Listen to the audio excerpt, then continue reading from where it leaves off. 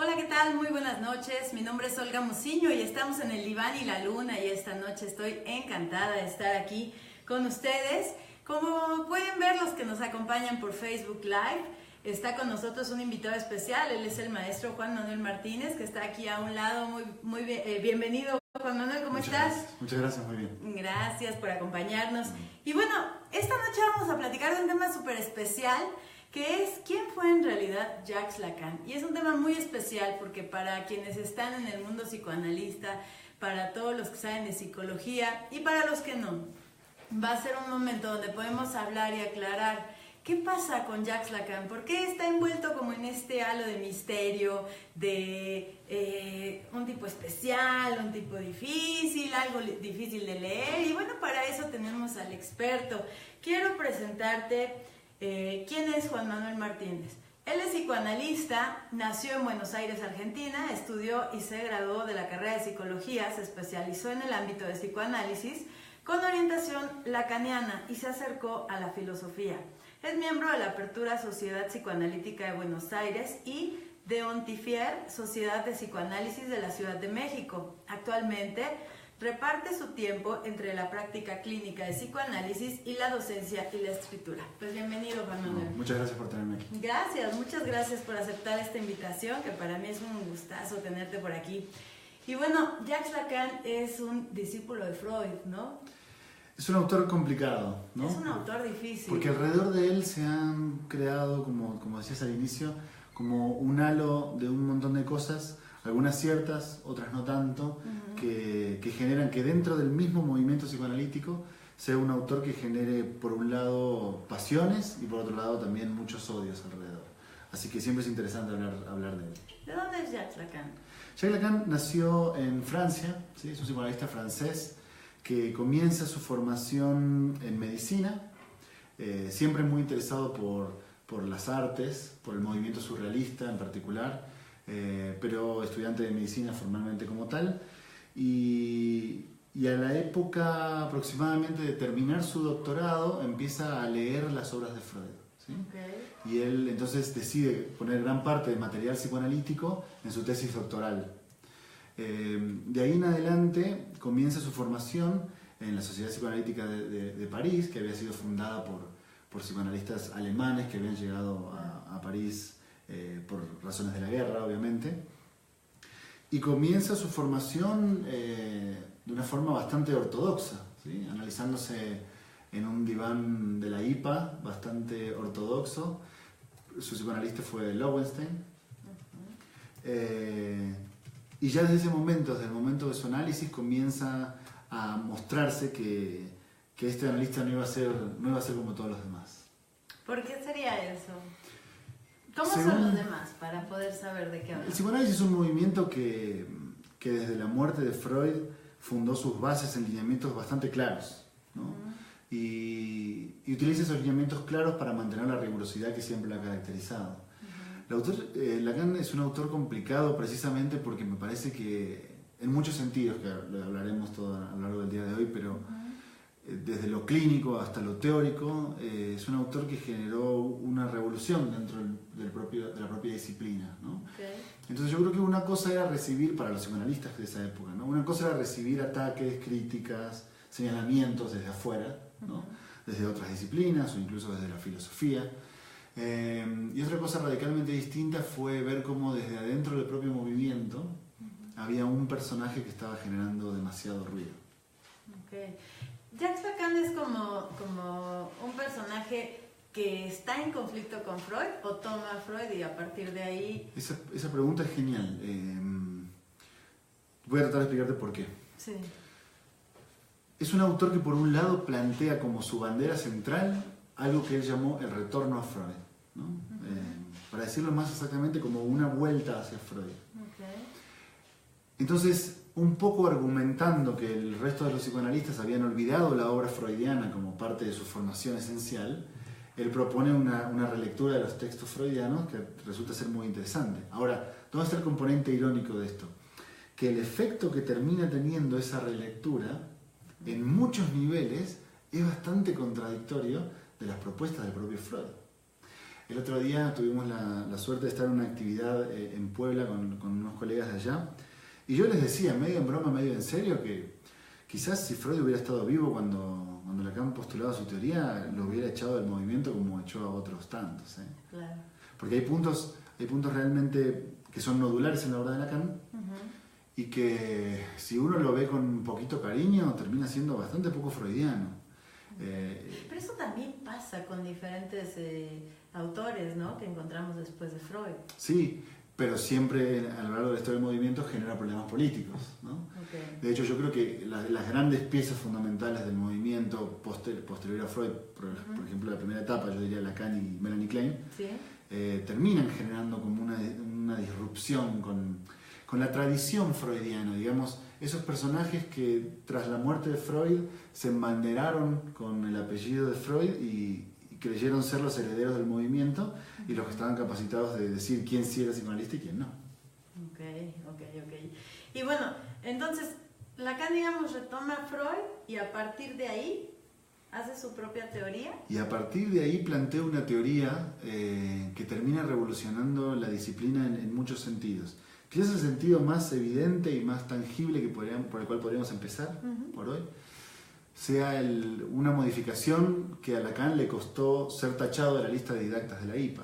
Okay. Cuando Lacan logra su formación en la IPA, logra que lo anoten en la lista de didactas. Entonces se convierte en París en uno de los didactas más importantes, con mayor número de analistas de información. Okay.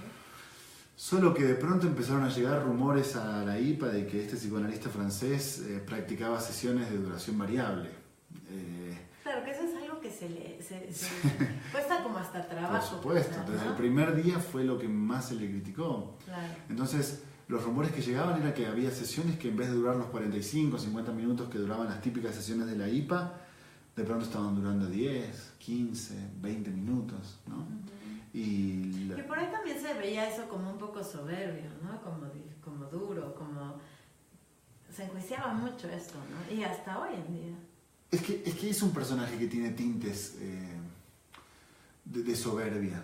Sobre todo cuando uno analiza, por ejemplo, en sus textos, la crítica que hace a los colegas. Son críticas realmente... A ver, hay que decir una cosa que es cierta. Sí. Son críticas realmente muy inteligentes. Ahora, eso no implica que no fueran despiadadas. Entonces, mi sensación es que esa misma forma de argumentar que él tenía terminaba generando un malestar en los demás. Por eso te digo que es como que si el mundo se dividiera en quien lo quiere y lo admira y en quien lo odia y lo aborrece. Precisamente por características como esta que vos mencionás. Ok. Y bueno, digamos, vamos avanzando para conocer un poquito más el detalle, ¿no? ¿Qué buscaba Lacan? Yo pienso que él buscaba... Voy a decir dos comentarios en torno a tu pregunta. Lo primero, él siempre argumentó que él fue forzado a enseñar, que él no tenía la intención de enseñar psicoanálisis. También tenemos que pensar que él arranca su enseñanza a los 50 años. Sí. O sea, era un tipo relativamente grande. Claro. Y él siempre argumenta que la razón de eso es que él no estaba interesado en enseñar. Más bien, es como si el contexto lo hubiera llevado hacia allá. Es decir, las divisiones que sucedían al interior de la Sociedad Psicoanalítica de París lo dejan a él de pronto encabezando a un grupo de jóvenes psicólogos, que ya no eran médicos, que la otra mitad, la otra facción, digamos, de la sociedad no los quería admitir porque decían que para ser psicoanalista había que ser médico. Psiquiatra, ¿no? En realidad, claro, sí, médico psiquiatra o por lo menos médico. Como tal, ¿no? Sí. Estos chicos ya habían estudiado psicología, una cosa realmente rara para la época, y no querían ser admitidos. Entonces, lo que propone Lacan es que él de pronto se encuentra en esta situación teniendo que enseñar, teniendo que liderar un movimiento. Así que eso por un lado me parece. Y por otro lado, siento que hay una intención que ya no es tan clara, eso es más una lectura mía quizás. ¿Sí? Hay una intención de poner al psicoanálisis en la punta de lanza de los movimientos de la época. Es decir, de no permitir que el psicoanálisis se volviera una disciplina que quedara rezagada. Pero ¿y se estaba volviendo en eso? Yo pienso que en muchos niveles sí, sobre todo si analizamos la forma en que nosotros como psicoanalistas operamos con colegas de otras disciplinas, ¿no? O sea, tenemos que pensar que nosotros hacemos nuestro simposio, hacemos nuestras reuniones, solo nos juntamos entre nosotros, no tendemos a dialogar. Y eso que ya yo lo veo patente en el mismo Freud, cuando él se enoja con sus propios colegas, cuando él dice, bueno, si nadie va a aceptar mis ideas, entonces yo me voy, ¿no? Cosas que cita, por ejemplo, en sus textos autobiográficos. Siento que hay una tradición de rechazo y de aislamiento que nos llevó un poco a separarnos. Perdona, ¿la tradición de rechazo sería hacia el psicoanálisis? Tiene dos sentidos. Me parece que Freud interpretó rechazo hacia el psicoanálisis por parte de todos los demás, y de ahí en adelante nosotros heredamos la sensación de como nos van a rechazar, mejor ni siquiera vale la pena hablar con ellos. Entonces, en ese ámbito, yo siento que lo que estaba sucediendo en el psicoanálisis post-freudiano era un aislamiento teórico, digamos. Está bien, discutíamos entre anafreudianos, kleinianos y freudianos tradicionales, digamos. Sí, sí. Pero en líneas generales no hablábamos con los demás, teníamos poco contacto con los filósofos, poco contacto con los artistas, poco contacto con gente de ciencias duras. Algo que pasa duras. en todas las áreas. Es decir, si a lo mejor es muy gordo la comparación, pero de pronto si vamos a hablar con un gastroenterólogo, los gastroenterólogos se juntan entre ellos y hablan de su propia disciplina y cómo la estudian y tal, en grupos, ¿no? Por supuesto, sí, obviamente que es así. Pero también hay una cuota de validez, sí, que requiere de la interacción con otros campos científicos. Claro. Entonces, sí, que nutre, ¿no? Claro, y que te nutre por un lado y que también por otro lado te genera reconocimiento, ¿no? El problema que yo creo que Lacan notaba en esa época es que nuestro aislamiento nos había llevado a autorreconocernos a nosotros mismos, ¿no? Como si nosotros fuéramos una disciplina... Como un grupo demasiado cerrado. Exactamente. ¿No? Y siento que uno de los proyectos de él era ver si podía emparentar, dialogar con otras disciplinas de la época, como por ejemplo la lingüística, el estructuralismo, la matemática, incluso la lógica, y disciplinas de esa categoría. Esto es algo como curioso, porque si lo que él buscaba era justamente romper como que se mirara como una élite, es propiamente lo que logra después, ¿no? O sea, se vuelve los lacanianos, ¿no? Como el grupo más cerrado, aún dentro de lo cerrado que es el psicoanálisis. Esa es la gran ironía, ¿no? Que el proyecto que él tiene termina convirtiéndose precisamente en lo contrario. Sí, en un grupo absolutamente... Y esto lo digo con conocimiento de causa, porque el grupo lacaniano es un grupo absolutamente sectario, que invalida a todos los demás en una supuesta... en un supuesto alarde de conocimiento o de inteligencia, y que rara vez... ¿Estás de acuerdo con esto? No, para nada. Yo pienso que eso, así como no lo pienso del movimiento hacia afuera, tampoco lo pienso del movimiento hacia adentro. Y pienso que el propio Lacan tampoco planteó eso. No lo esperabas. Él fue un gran lector de Melanie Klein, por ejemplo, y fue un gran, por ejemplo, tuvo muchísima comunicación epistolar con Winnicott o con Bion. Por supuesto que fue crítico cuando él consideró que tenía que serlo, ¿no? Pero me parece que la herencia de esa crítica hoy en día es mucho más pose que otra cosa. Entonces tenemos un movimiento que se ha vuelto sectario, que se ha vuelto bastante avejentado, acartonado y hasta te diría un poco aburrido incluso. Claro, justo por el mismo hermetismo, ¿no? De pronto ahí es donde se encuentra. Quiero enviar saludos, gracias a Brian Denis que nos hace favor de acompañar, muchísimas gracias a Yanicia, a Adri Contreras, Heriberto, César Hernández, Adriana, Antonio, Rosen, Amaro, Rosa María, María Fernanda, Beatriz y bueno, a todos los que nos hacen favor de acompañar. Jenny, muchísimas gracias. Invitarlos por supuesto a participar en el panel de mensajes de nuestra página frecuenciainteractiva.com o también a nuestra página de Frecuencia Interactiva en Facebook. Igualmente en Twitter, @FInteract o en las redes sociales. Y bueno, si nosotros entonces pensáramos que Lacan justo buscaba esto contrario, entonces leer a Lacan no tendría que ser lo que nos dicen, o sea, tan complejo, tan difícil, como tan pocas ganas de compartir. Yo pienso que frases como esa, ¿no? Que aseguran que Lacan es complejo, que Lacan es oscuro, que Lacan es difícil, funcionan muchas veces como una vacuna para los colegas. Uno le pone la vacuna y sabe que nunca se va a acercar a eso, ¿no? Entonces, mi sensación es que el efecto que eso termina teniendo es alejar al autor del lector y generar la sensación de que este tipo es tan grande, es tan inteligente, es tan genial y yo soy tan tonto, tan pequeño que nunca voy a poder acceder, ¿no? Y ahí está la parte como soberbia, como altiva, ¿no? que termina teniendo obviamente connotaciones de una lógica de poder. O sea, claro, están los que sí lo sí, entienden. está entre poquitos el conocimiento, ¿no? Exacto. Claro, Yo creo que eso claro. es la mayor calamidad por la cual atraviesa el movimiento del psicoanálisis lacaniano. O sea, que haber caído en las manos de unos pocos que le dicen a los demás que no están capacitados de leer directamente al autor, sino a sus propias obras para introducirse al autor, Claro. y termina generando una lógica de poder donde pareciera que entonces es un grupo de élite. Y se vuelve, ¿no? De Y se pronto termina sí, volviendo, se sí. vuelve, ¿no? Se vuelve Sí, sí, sí. totalmente. Ahora, lo que yo sí quiero dejar en claro es que, por lo menos desde mi perspectiva y el trabajo que yo vengo haciendo en los últimos años en torno a este tipo de temas, para nada funciona así. Por supuesto que es un autor que requiere un trabajo serio, es decir, leer, buscar referencias, trabajar, poder entender cuestiones de las otras disciplinas que él menciona, ¿no?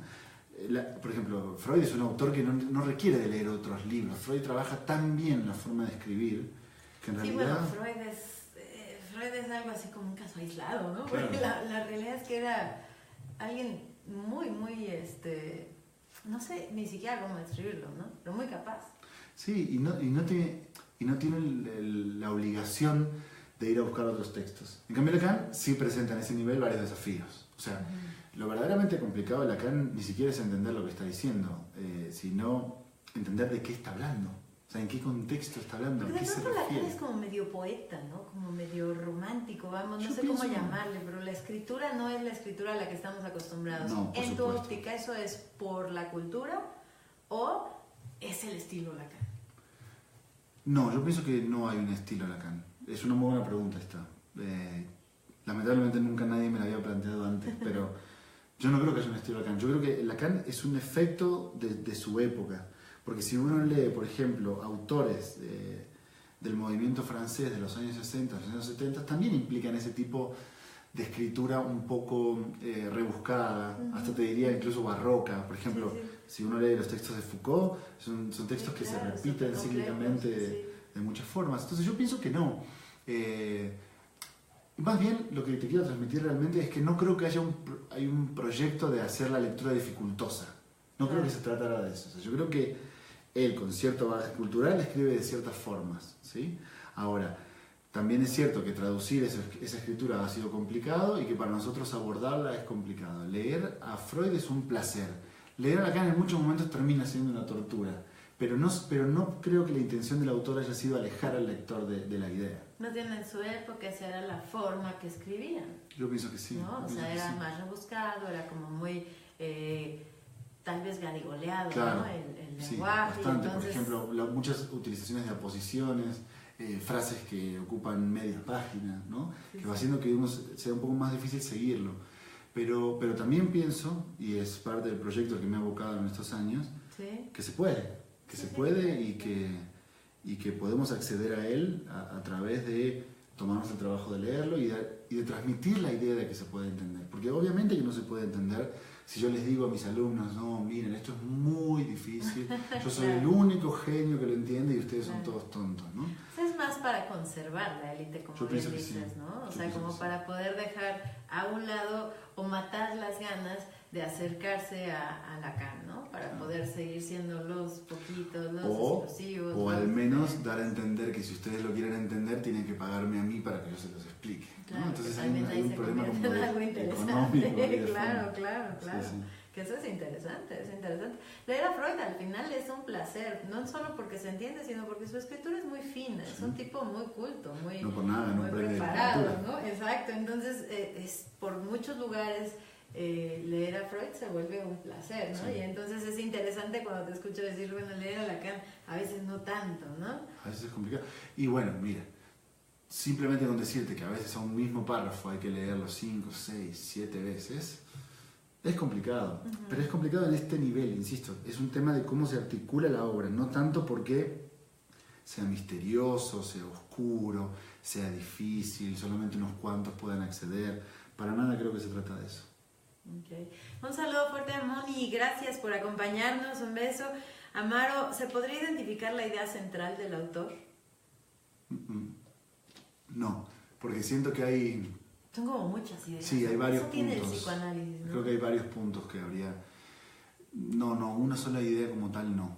Pero sí podría decir un proyecto, creo. Y el proyecto es echar un poco de aire al movimiento psicoanalítico. Como frescura, como actualización, relación con los otros, como revivir un poco el psicoanálisis en este sentido de que cualquier disciplina científica cuando se queda aislada termina por morir. Entonces creo que ese es el proyecto. Ahora las ideas centrales son varias, pero creo que ese sería el proyecto central. O sea, pensando en que podría estarse mirando al psicoanálisis como que estaba muriendo, aún con todos los autores que estaban ahí. Yo pienso que la filosofía de la segunda mitad del siglo XX era francesa, ¿no? Así como... O sea, por ser más poder, entonces. No, me parece que el movimiento filosófico terminó decantando ahí, o sea, con una herencia profundamente alemana, por ejemplo, del siglo XIX, termina decantando en finales del siglo XX en Francia. Entonces no me resulta novedoso que al psicoanálisis le suceda lo mismo. Es decir, claro, entonces fue más bien por este tema, me parece y que, no tanto porque Lacan dijera, por ahí le resto interés a no, Klein, para Bion, nada. a Meltzer. No, okay. Para nada, pero el impacto que tuvo, o sea, por ejemplo, me parece que las grandes figuras del psicoanálisis pueden contarse con pocos dedos, y me parece que Freud, Melanie Klein y Lacan, sin duda fueron los más, ¿no? Sí, definitivamente, yo coincido contigo. Fernando, muchas gracias por acompañarnos. Fernando, una pregunta para Juan. Si hablamos de efectividad como analista, ¿se puede lograr solo siendo freudiano? ¿Es pregunta o es comentario? Me parece que es una pregunta. Porque pone una pregunta para Juan. Si hablamos de efectividad como analista, ¿se puede lograr solo siendo freudiano? Es una gran pregunta. El problema es que yo se lo digo siempre a los alumnos. Yo he elegido la teoría de Lacan para enseñarla y para practicarla. Pero yo nunca calculo realmente que como tal sea mejor que la de Melanie Klein o que la propuesta de Freud. Y uno de los puntos para darnos cuenta de que no es así es el tema de la efectividad. Es muy difícil calcular en psicoanálisis qué tipo de práctica clínica es más efectiva, es más curativa, es más terapéutica. O sea, el freudismo ahí cura entra más. la subjetividad, ¿no? Que sería la cura, hasta exactamente. Dónde está. No podríamos, a mí me parece que cada propuesta teórica, ahí, la de Freud, la de Klein, la de Lacan, proponen que es enfermedad para ellos de cierta forma y que es una cura para ellos. Cura, claro. Yo no creo que ser freudiano sea más efectivo que ser kleiniano o que ser lacaniano. Lo que sí de pienso... pronto hasta eso nutre, ¿no? O sea, poder mirar a lo mejor un mismo caso con una mirada freudiana te va a dar una forma, ¿no? de pensarlo. Si lo miras kleinianamente te va a dar otra forma el mismo caso, y lacaniano me imagino que también te va a dar otra forma. Y si tienes todas estas miradas, bueno, tendrás muchas más oportunidades. Y no hay razón para pensar que una u otra va a ser técnicamente o clínicamente más efectiva. No, claro, eso yo creo que sí tendría que ver más con el caso y el paciente. Puede ¿no? ser. Podría ser. Y bueno, invitarlos, por supuesto, a que sigan apoyándonos con sus preguntas. Entonces, en realidad, Lacan sí tenía la intención, y desde tu óptica nos dices, es muy probable que se le mire así, porque escribía diferente, pero más por la época y por el lugar donde se encontraba, que porque verdaderamente quisiera ser diferente. Yo pienso que se armó en torno de él un halo como de misterio. ¿En qué sentido? A ver, así como escribía, también hablaba. Claro. Entonces, por ejemplo, si uno ve los videos que hay en YouTube sobre el seminario de Jacques Lacan, a uno le da la sensación, si uno tiene, imagínate esto, si uno tiene que leer 3, 4, 5, 6, 7 veces un párrafo para entenderlo, yo siempre pienso que la gente que estaba en el seminario no entendía nada, ¿no? Entonces era un fenómeno muy curioso, porque mientras nadie entendía muy bien qué pasaba, se empezaban a juntar muchas, pero realmente muchas personas a especular, a escucharlo, y me imagino que seguramente viene esta cosa como... De especular, ¿no? Oye, ¿qué dijo? Yo lo entendí así, lo que quiso decir, ¿no? Y se empieza a armar como un halo de rockstar, ¿entiendes? Claro, es decir, como si... enigmático. Claro, este personaje tan raro, tan enigmático, que habla raro, que cita a Freud, que critica a todos los demás, que tiene tantos pacientes. Pues llegó un momento en que Lacan tenía realmente muchos pacientes. Entonces siento que todo eso lo fue rodeando, y de pronto se fue convirtiendo en una especie de estrella de rock del psicoanálisis. Sí, ¿no? sí, claro.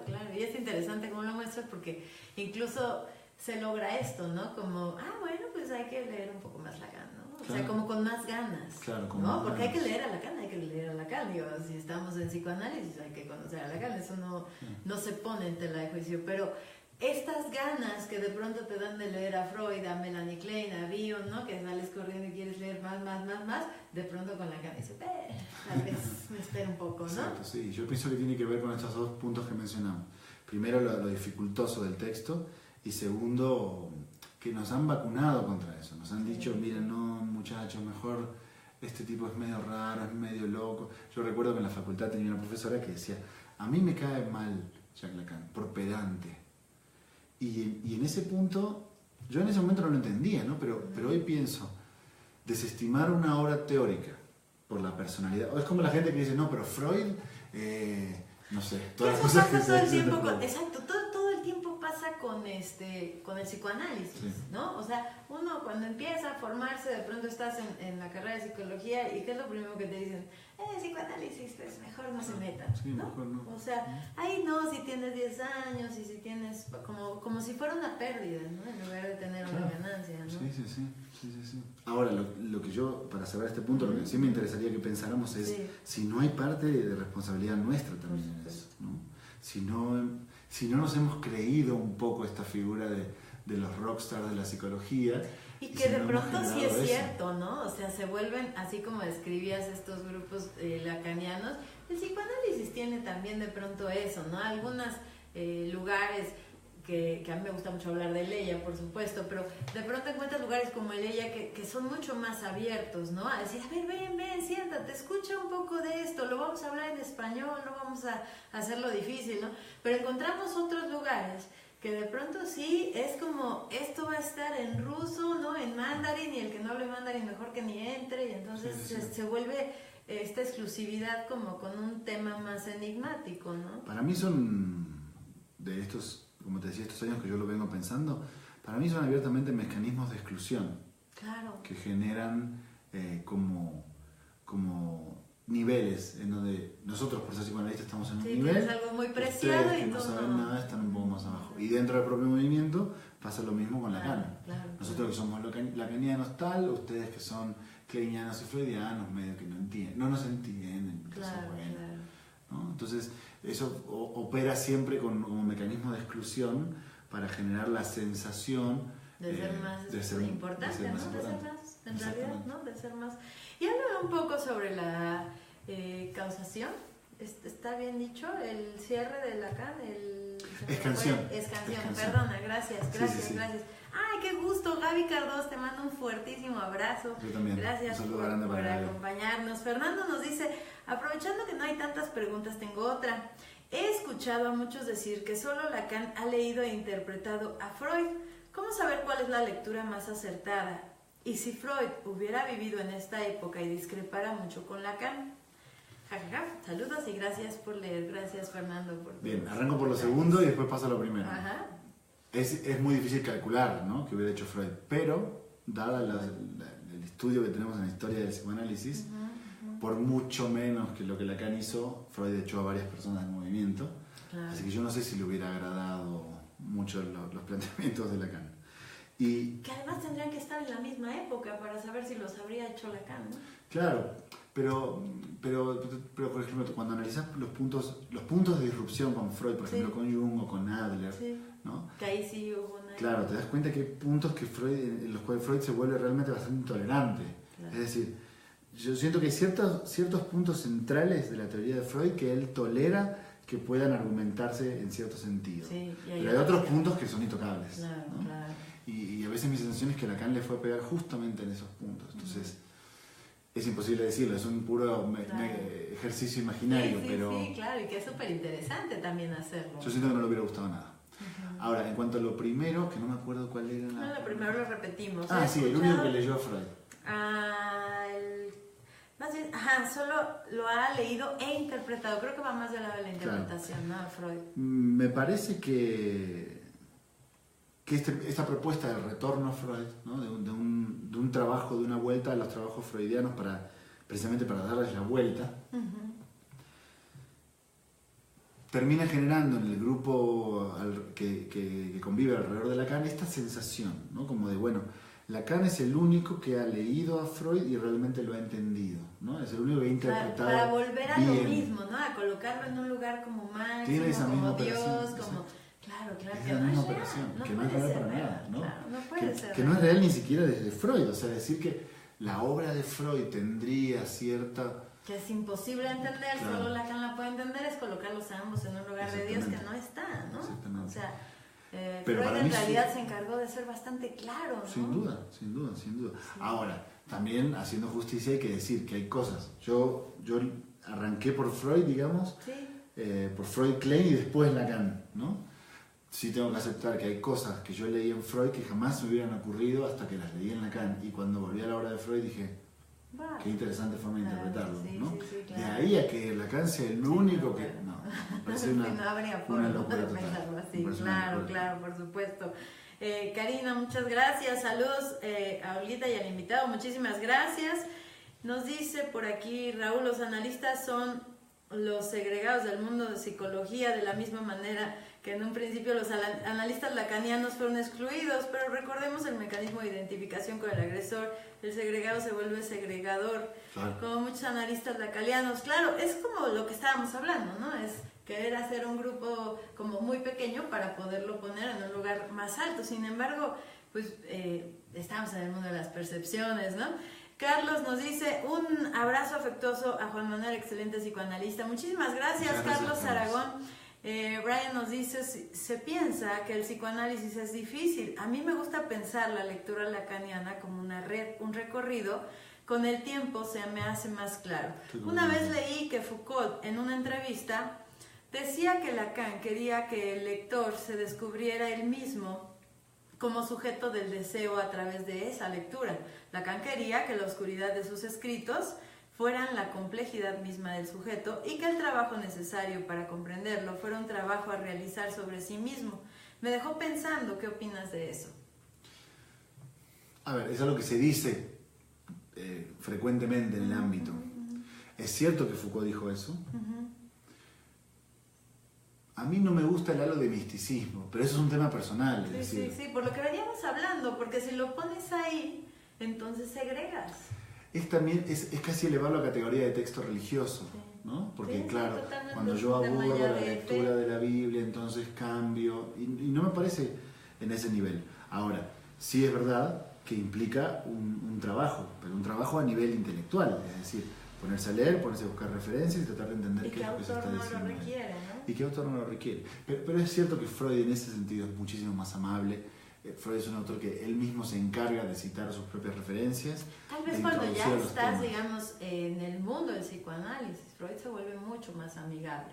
Los primeros acercamientos con Freud no son propiamente una lectura de café, vamos, no es un librito de una revista, ¿no? De puesto de revistas. O sea, claro que al paso del tiempo, Freud ya es Freud, ¿no? Es el amigo Freud, digamos, es Freud este personaje tan hábil para aterrizar los conceptos, para poder Que eso es lo mostrar que los yo veo. conceptos, ¿no? Yo lo veo Pero cuando conceptos. uno tiene el primer acercamiento con Freud, uno tiembla, ¿no? Claro, sí, O puede sea, ser. Puede hay ser. que recordarlo. Claro que al tiempo Freud se vuelve lo más, pues tal vez lo más cotidiano, porque eso es el psicoanálisis Freud. De Es que pronto, no digo que no tengas razón, quizás es verdad esto que estás diciendo, pero yo sí quiero abonar un poco más en favor del viejo Sí, Freud. sí. Yo sí siento en el espíritu de la obra de Freud la intención de ser entendido, ¿no? Lo veo constantemente, como el tipo se esfuerza por transmitirte la idea, y eso en Lacan no lo veo tan así. O sea, creo que hay una pero idea... bien nos decías, ¿no? En la época de Claro, Lacan, por supuesto. no se escribía así, se escribía Por supuesto. rebuscado, se escribía garigoleado, vamos, se decoraba la escritura. Claro, sí, ¿no? sí, sí. Entonces no Ajá. es que Lacan no quisiera que nosotros nos diéramos cuenta de lo que él escribió, que lo pudiésemos aprender. No, para nada. Creo que Lacan no hubiese escrito para que no lo leyeran, ¿no? Aunque hay muchos colegas que lo sostienen. Bueno, No, claro. para nada, yo estoy Pero de de acuerdo con pronto vos. no sería así, ¿no? O sea, nadie escribe para no ser leído. No tiene sentido. No tendría sentido, y menos alguien como Lacan, me parece, ¿no? Tendría como que ser diferente.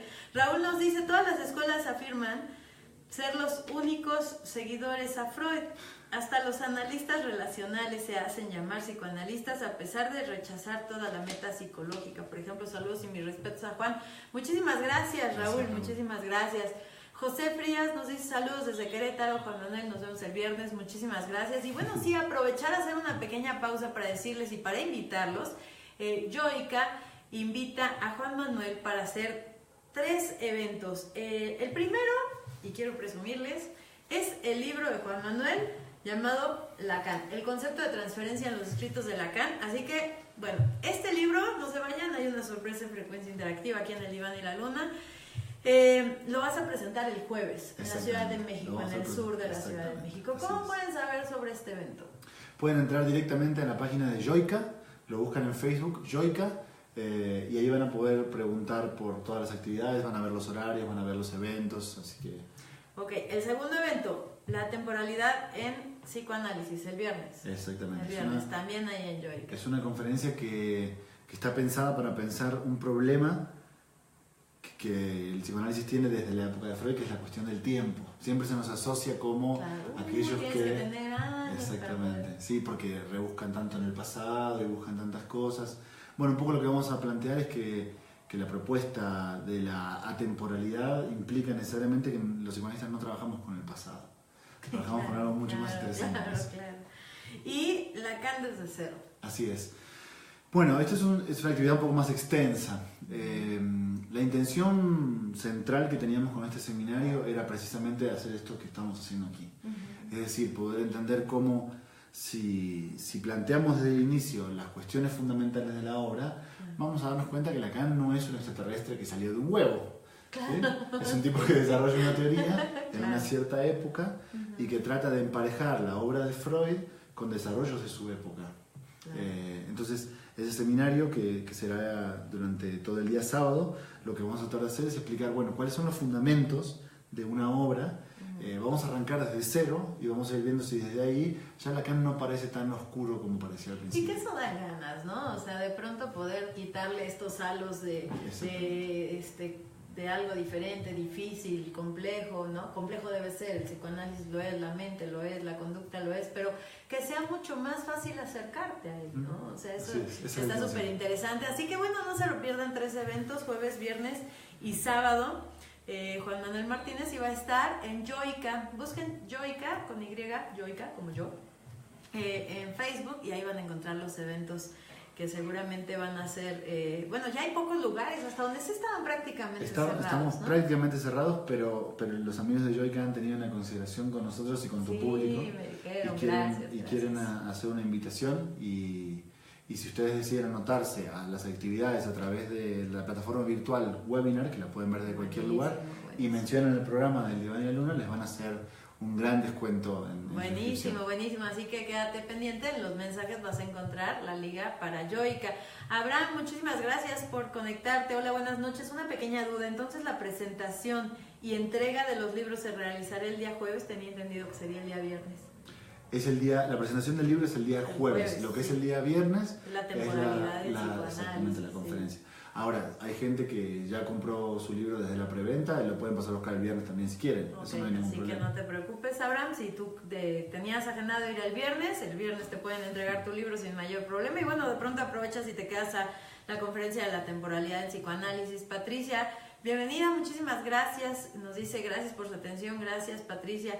Y bueno, si te está gustando este programa, te agradecemos mucho que lo compartas y nos ayudes, por supuesto, a pues tener más conocimiento sobre qué te gustaría que abordáramos también en esta fabulosa entrevista, donde Juan Manuel nos hace favor de mostrar un Lacan más suave, ¿no? Sí, más un ligero, Lacan más humano, ¿no? Más humano, exactamente, más humano, ¿no? Menos endiosado. Creo que el psicoanálisis, a nosotros los psicoanalistas nos vendría bien menos dioses y más humanos. Por supuesto.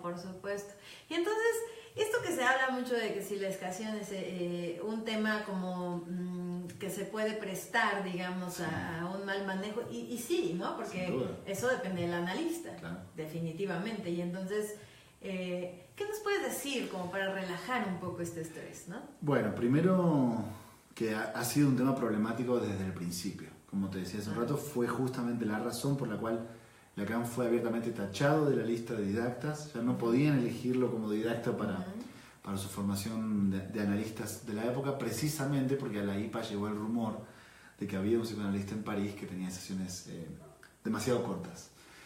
Es interesante pensar la propuesta de Lacan en torno a la duración de la sesión, ¿sí?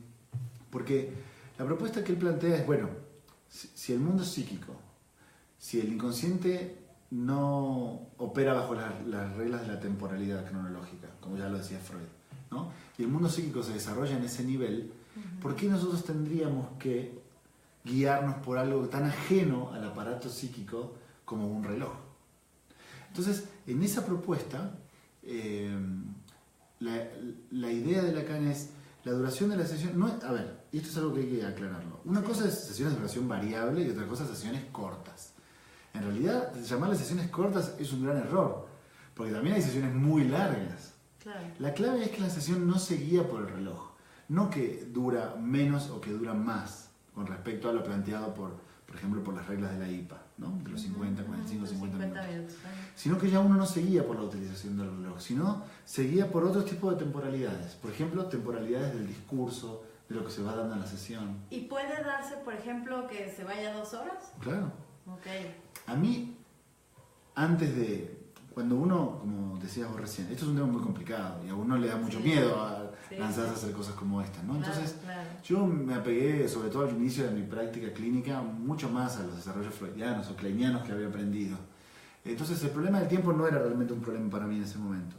Y yo recuerdo sesiones donde lo que el paciente tenía que decir se terminaba a los 20 minutos. Y había que decirle cosas como, bueno... ¿Cuál es el juicio que evalúa eso? La sensación. Yo me daba cuenta que había momentos donde, bueno, la cosa había terminado y yo veía el reloj y faltaba todavía 20 minutos más y le preguntaba, bueno, ¿y qué más? ¿Y qué más? ¿No? Y también el caso inverso. Pero, y a ver, tú le preguntabas, ¿y qué más? ¿Y qué más? ¿O qué pasaba con esta parte que también se maneja de los silencios, ¿no? Donde de pronto tú dejas al paciente y tú no le dices, a ver, rasca en la mente, sino tú te quedas como viendo... ¿Qué pasa con sus ansiedades cuando está en silencio? Sí, pero ¿Qué pasa con su mente? Silencio, ¿no? de 20 minutos, ¿no? También. Entonces, pero que en ambos casos, y es lo que me interesaría que nos ayudes a comprender, a lo mejor hablando del silencio, bueno, vas a empezar a interpretar incluso el propio silencio, ¿no? O sea, claro. De pronto el paciente está en silencio, pero por una razón muy específica, no es solamente estar esperando el tic-tac, tic-tac, ¿no? Claro. ¿Qué pasa Y eso, aquí son categorías diferentes. Sí. Entonces no se piensa en ese sentido, porque como el escandir, ¿sí? De donde viene la palabra escansión, sí. Escandir significa literalmente contar los versos de un poema. Okay. Entonces, a lo que se refiere Lacan es a eso, como a poder contar cuál es el momento en el cual se puede hacer un corte que da sentido, porque por ejemplo, un punto final, una coma... Sí. Todo eso hace sentido de una oración, de pronto. ¿no? Entonces la apuesta va por ese lado. Y yo recuerdo también que me pasaba la situación contraria. Sesiones que ya habían llegado 45 o 50 minutos y la cosa seguía muy candente, ¿no? Como para interrumpirlo. Y yo recuerdo la incomodidad de tener que interrumpir a una persona que tenía que seguir hablando. Entonces me parece que estas experiencias que fui teniendo me dieron cuenta de que quizás, bueno, valía la pena hacer el esfuerzo y mudar, dar ese saltito a una clínica que no se guiara por la temporalidad del reloj, con todos los desafíos que eso implica. Exacto, a mí me gustaría como entender cómo se piensa esto, ¿no? Porque de pronto cuando uno interrumpe al paciente, también hay un porqué. Obviamente. También hay un porqué. El paciente quiere empezar a hablar 5 minutos antes de que se le acabe el tiempo, porque tampoco tolera mucho irse, ¿no? Y que tú vayas a recibir a alguien más, etc. Entonces, ¿cómo se piensa desde Lacan esto?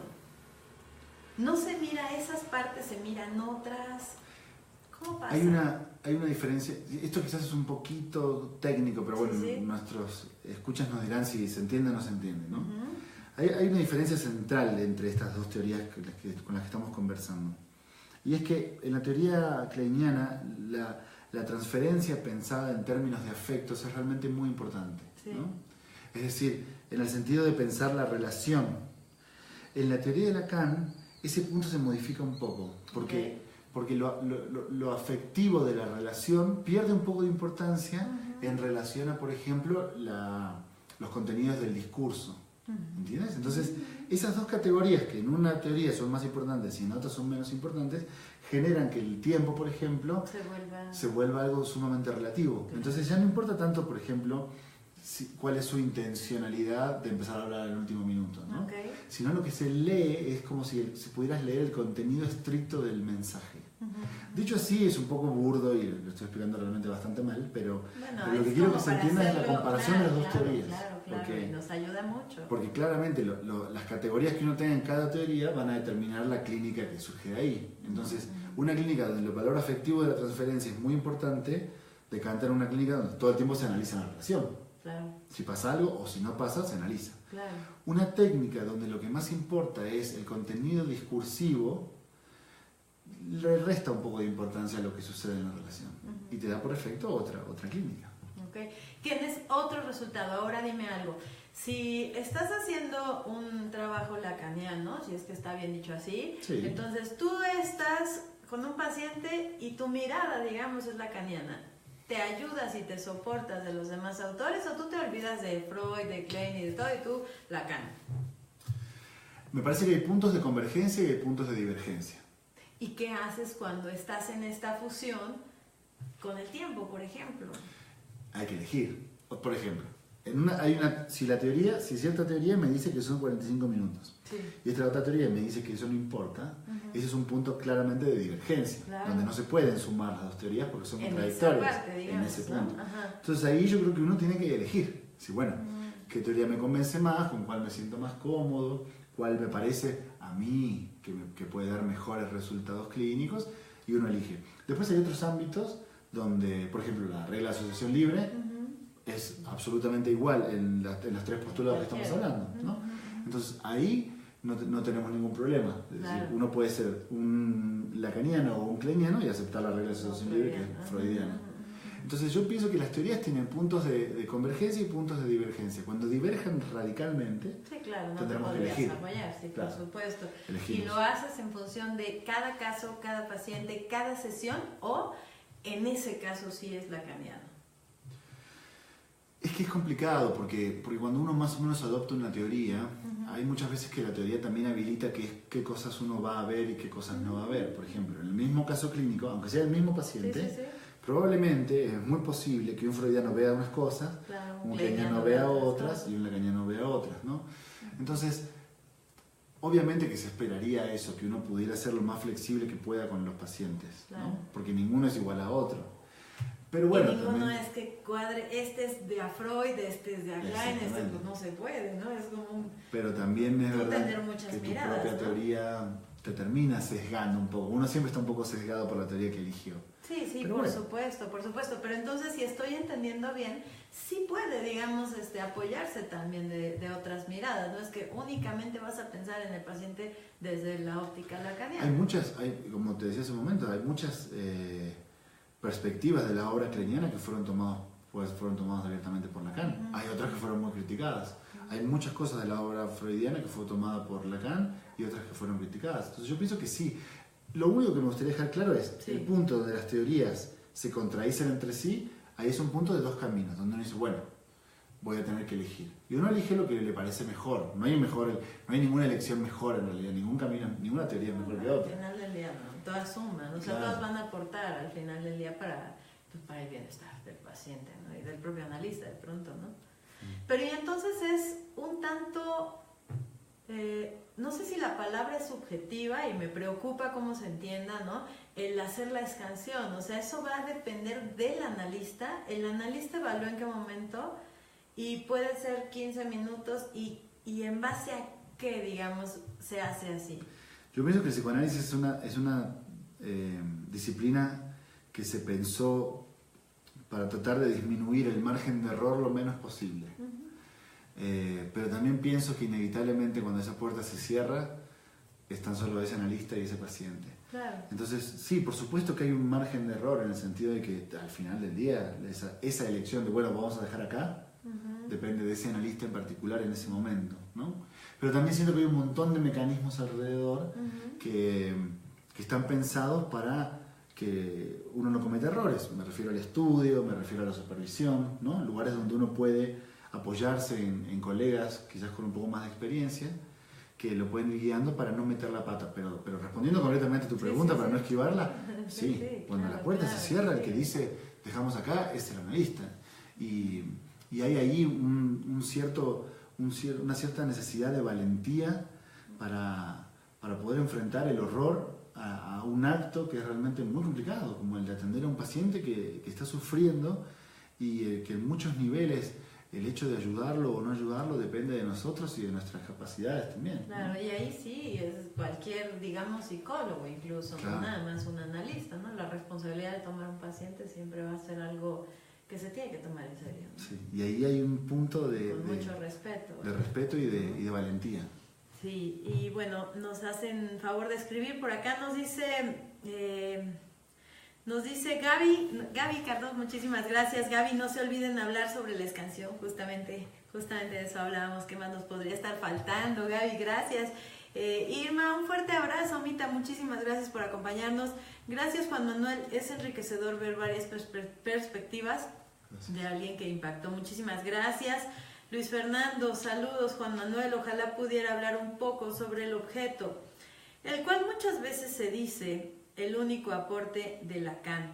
Raúl, muchísimas gracias por acompañarnos. Podemos homologar la escansión en tanto mítica como la interpretación mutativa, por ejemplo.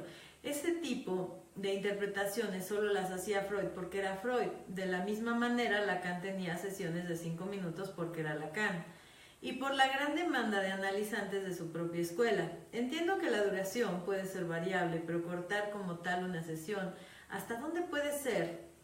Hasta una agresión al analizante y todas las demás circunstancias propias de la transferencia del analizante, que de pronto es un poco lo que veníamos platicando, sí, claro. ¿no? Esa pregunta es buenísima. Sí, ese es un problema, es un problemón. Ahora, de hecho, ese es uno de los focos más grandes, ¿no? Hacia Lacan. Claro. Es un gran problema. Pues, problema significa que no necesariamente está resuelto, claro. pero no por no estar resuelto vamos a dejar de hacerlo. ¿A qué me refiero con esto? Con que yo no soy partidario de pensar que Lacan practicaba sesiones de 5 minutos porque tenía muchos pacientes. Porque eso me parece como decir que... Sería hasta triste pensarlo así, ¿no? Sería como desvirtuar un poco lo son que argumentos un haciendo, poco, ¿no? claro, sí, son argumentos un poco pueriles. Es como la gente que dice que Freud utilizaba el diván porque tenía fobia que lo miraran. Sí, claro. Yo no digo que no tuviera fobia o que Lacan no tuviera muchos pacientes. Lo que digo es que pensar así es actuar en detrimento de todos los planteamientos teóricos que los dos autores proponen. Entonces claro, yo no lo pienso hasta reduccionista, claro, de pronto, ¿no? En su momento. Pero por supuesto que no hay que perder de vista lo que comentan, porque justamente ahora, si la técnica va a cambiar y ahora la temporalidad va a depender del discurso, bueno, entonces necesitamos una teoría que nos explique cómo hacemos eso, porque no puede quedar en un halo de magia como decir, cuando yo estoy inspirado y entonces me parece, corto la sesión. No. Y el último punto sobre este comentario.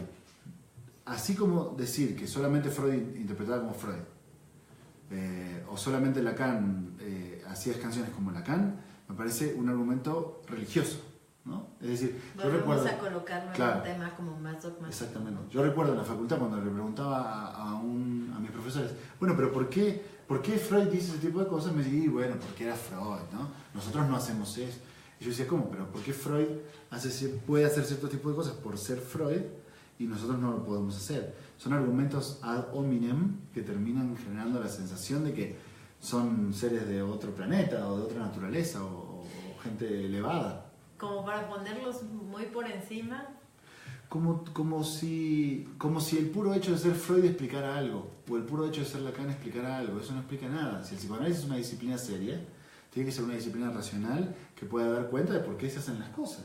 Por qué yo terminé la sesión aquí y yo te lo tengo que poder explicar y tú me tienes que poder entender, aunque no estés de acuerdo. Claro, pero sí poderlo entender y poderlo claro. explicar, ¿no? De pronto. Vamos a hacer una pequeñísima pausa, no se vayan, vamos a escuchar piano en vivo con Amaro Rosal y regresando, pues vamos a platicar sobre la sorpresa. Así que no te vayas, estamos aquí con nuestro invitado Juan Manuel Martínez, hablando de quién fue en realidad Lacan. No vamos a hacer un corte, así que si nos puedes seguir poniendo algunos comentarios o preguntas para regresando poder cerrar ya con esas preguntas. Gracias, Amaro. Bienvenido. Gracias.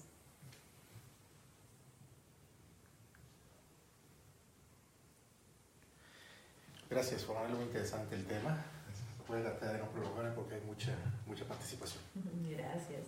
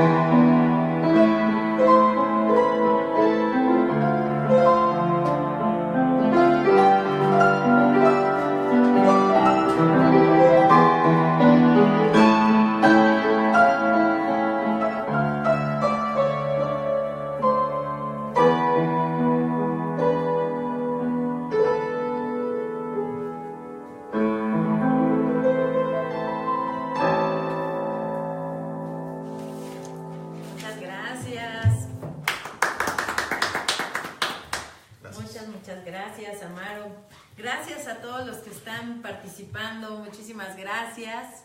Gracias, y bueno, aprovecho para comentarles que el próximo sábado 28 en Chocolarte, Villa del Carbón, Amaro Rosal con puro piano estará tocando en vivo, ahí los esperamos a las 8 de la noche.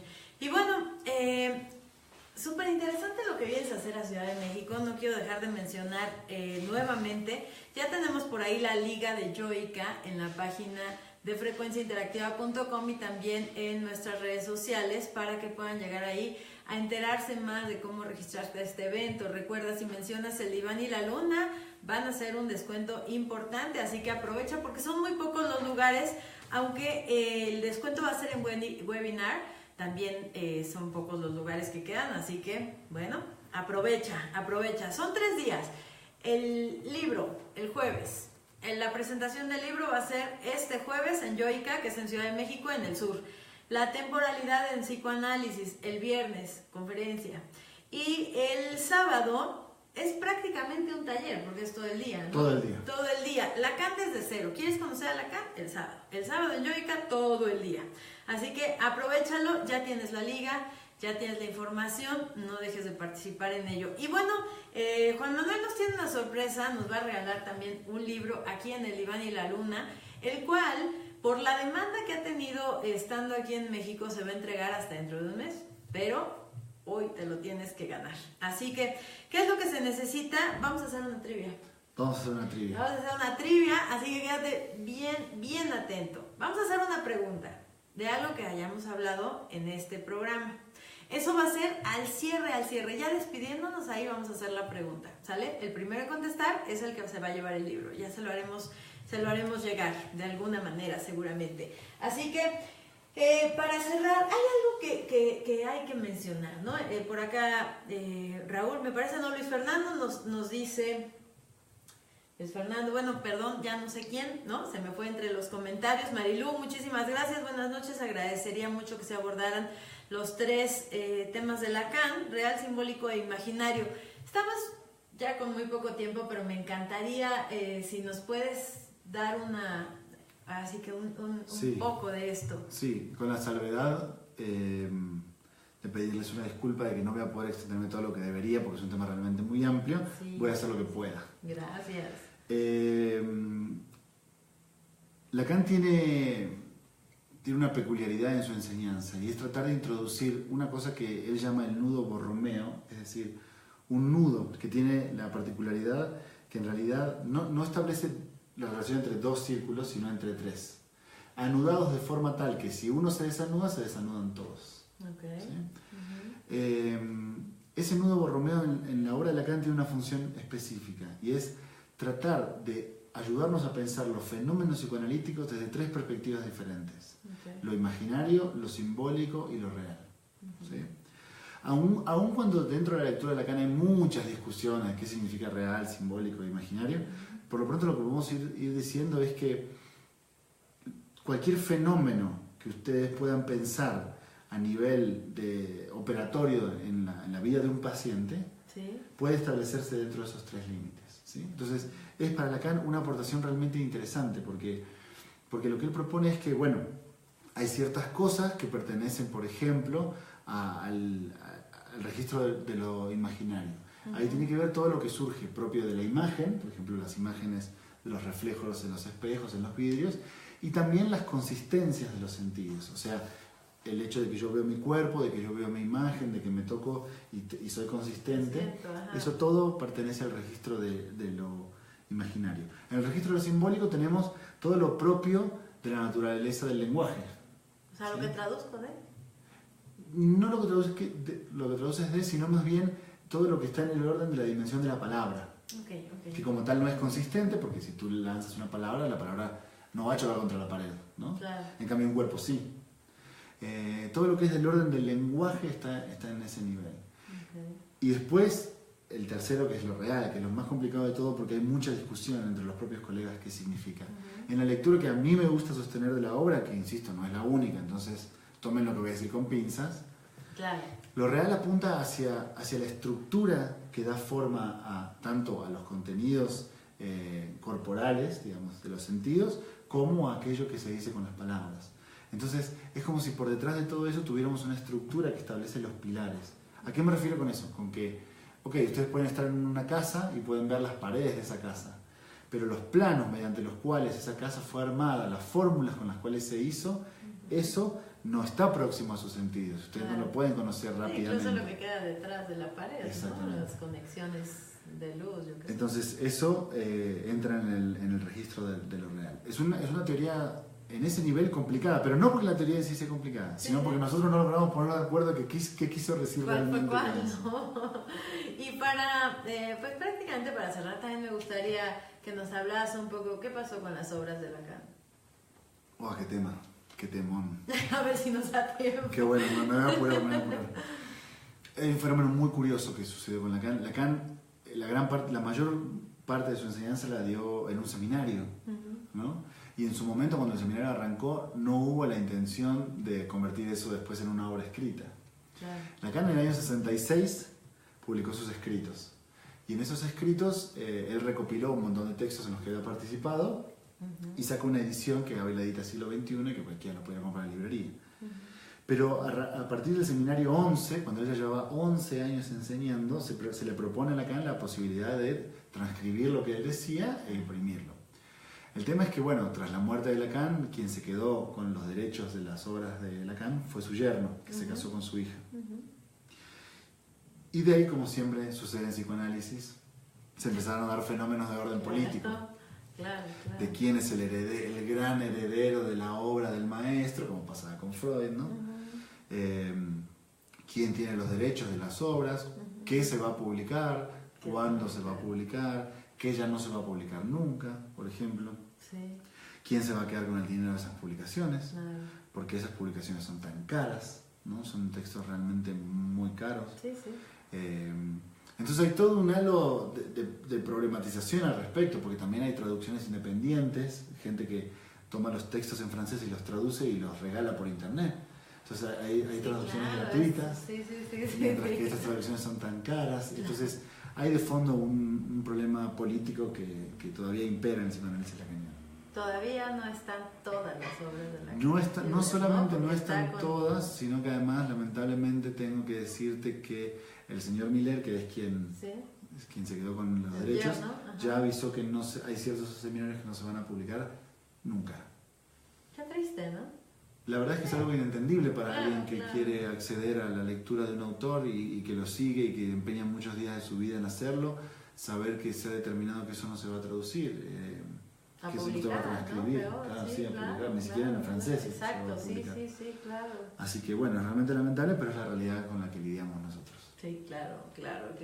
No sabes cuánto valoro tu tiempo, es buenísima esta entrevista, me encantó platicar contigo y conocer esta parte como tan amigable, tan noble, tan humana, como bien dices, claro, de Lacan, que no es algo con lo que se encuentra uno todos los días.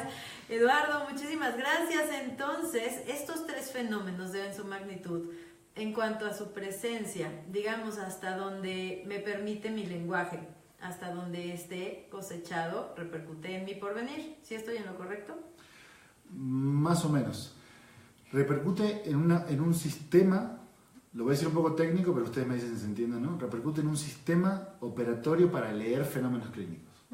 Entonces, así como Freud tenía sus sistemas, Lacan visita América Latina en una conferencia en Caracas, en Venezuela, y él dice, bueno, Freud tenía sus tres, ¿no? El yo, el ello y el superyo. Yo les dejo mis tres, que son estos tres, ¿no? Entonces, me parece que son claves técnicas, son esquemas para leer fenómenos. Si el fenómeno lo vas a leer con este o con el otro, cada uno lo elige. Claro, súper interesante. Jaime, muchísimas gracias. Miller le hace falta ir a análisis, totalmente de acuerdo. Totalmente de acuerdo, ojalá. ¿Miller vive? Sí, vive. Acaba de morir su mujer hace un mes. Pero pues ojalá él en algún momento cambiara de opinión. Ojalá. ¿No? Sería muy valioso. Y bueno, ya estamos cerrando este programa. ¿Con qué te gustaría cerrar antes de nuestra trivia? No, nada, realmente agradecerte porque para mí esto que estamos haciendo acá es realmente importante. Más allá de que yo me dedico profesionalmente a esto, a atender pacientes y a enseñar, para mí es muy importante tratar de explicar que el psicoanálisis no es una disciplina que dependa de dioses, ni de gente que es diferente de todos los demás, ni de superintelectuales que han creado un mundo radicalmente distinto, no. Y Lacan no es un dios ni un autor especial, es un tipo que tenía una idea y trató de comunicarla. Si la comunicó bien o mal, podemos discutirlo. Claro. Pero quiero decir que se puede, que está ahí a la mano y solo hay que extender la mano y tratar de agarrarla. Claro, valiosísimo. La forma de estar en contacto contigo es a través de tu fanpage, sí, de a Facebook, través de mi página en Facebook. El cual también van a encontrar en las ligas de esta entrevista, por supuesto, pero también de nuestras redes sociales y la página de frecuenciainteractiva.com, que en este momento ya lo estamos publicando. Y bueno, una pregunta más. Entonces, ¿cuáles serían los más universales para leer, digamos, para ti? ¿Podríamos decir que mis problemas se deben a la beborraica que me contenga? No entendí la primera parte de la pregunta. Entonces, ¿cuáles serían las más universales para leer?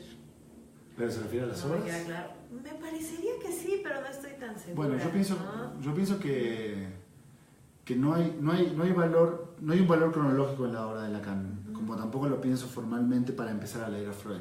Yo empecé a leer a Freud por la interpretación de los sueños, porque lo encontré en una biblioteca de casualidad y dije, ¿qué será esto? Y lo empecé a leer. Y con Lacan me pasó lo mismo. Yo empecé a leer Lacan porque de casualidad alguien en una facultad me pasó una hoja. La leí 3 veces y no entendí nada, recuerdo. Me acuerdo que fue a la clase y me preguntaron, bueno, ¿qué les pareció la lectura? Y yo dije, recuerdo que fue el Estadio del Espejo. Leí 3 veces el Estadio del Espejo y yo lo leí 3 veces y no entendí nada, ¿no? Aún así supe que ahí había algo. Aún cuando no entendía nada de lo que estaba diciendo, supe que ahí había algo. Entonces no creo que haya un lugar por el cual comenzar. Lo que seguro te diría es, no comiences por la introducción a Lacan. No comiences por el texto de otra persona. Eso sí que no vale la pena. agarra el libro que quieras de Lacan, me mandan un mensaje a la página, se los mandan en PDF y arranquen por ahí. Y arrancar por ahí. Pues muchísimas gracias, saludos a todos los que nos hicieron favor de acompañar. Brian, excelente, gran aporte, muchísimas gracias, y gracias por supuesto por la participación. Les recuerdo, estos programas quedan como podcast y en soundcloud.com puede ser un podcast que pueden descargar para escuchar pues en el auto, en donde ustedes gusten, sin generar consumo de datos. En Facebook, por supuesto, se queda el video, en Twitter a través de Periscope y en Instagram. Muchísimas gracias, que vamos a entrar al momento de la trivia. Bueno. ¿Cuál será esta pregunta? La pregunta es... Todos atentos, el primero que lo escriba se lo lleva. Lacan durante su vida visitó un solo país de Latinoamérica. ¿Qué país y qué ciudad fue? Y se dijo aquí, se dijo en el programa. Y mientras nos contestan, cuéntame qué vamos a encontrar ahí. Lo que van a encontrar ahí es la transcripción de un curso que yo di en el año 2015, cuando tenía un objetivo muy claro, y era tratar de entender un concepto tan central para todo el psicoanálisis en general como es la transferencia, cuál era la propuesta de un autor tan particular como Lacan. Entonces me aboqué a la lectura de los escritos de Lacan para entender cuáles eran las nociones de transferencia que se explicaban en cada uno de esos escritos. El resultado fueron 6 clases que se traducen en 6 capítulos que están en ese texto y que tratan de dar una visión lo más seria y académica posible sobre la obra de Lacan y cuál es su intención a la hora de explicar su concepto de transferencia. Perfecto. Ya tenemos una respuesta. Sí, Caracas, Venezuela. Dicho en el programa, Irma Ortega, muchísimas gracias. Por supuesto, vamos a estar en contacto contigo. En un mes estará este libro aquí en México y con mucho gusto te lo vamos a hacer llegar a través del Diván y la Luna, Frecuencia Interactiva. Berta Miranda, felicidades, buenas noches, muchísimas gracias, de verdad. Muchas gracias. Superó mis expectativas, como bien decíamos, Lacan no es algo fácil, así se piensa, así se percibe, y nos ayudas a mirar a un Lacan diferente, a un Lacan humano, y la verdad que sí que hace falta pensar en eso y en psicoanálisis más aterrizado, ¿no? De una forma menos enigmática, menos difícil. De verdad valoro muchísimo tu tiempo y esta entrevista. Muchísimas gracias. Muchas gracias a ti que nos haces favor de acompañar. No te pierdas los eventos, recuerda, jueves, viernes y sábado. Yoica, ya tienes la liga, no hay ningún pretexto, va a haber un descuento importante. Solo lo único que tienes que mencionar es que lo escuchaste en el Diván y la Luna en Frecuencia Interactiva, por supuesto la entrevista con Juan Manuel Martínez, así que aprovecha el webinar, que lo puedes escuchar desde cualquier lugar, desde cualquier dispositivo, computadora, etcétera. Y yo te espero, ahora sí hacemos cambio de horario en el Diván y la Luna, a partir del próximo martes, te espero a las 9 de la noche, muchísimas gracias. El sábado a las 8 de la noche, Amaro Rosal en Chocolate, Villa del Carbón, muchísimas gracias, que pasen una excelente noche. Gracias nuevamente. Muchas gracias a ustedes. Muchas gracias.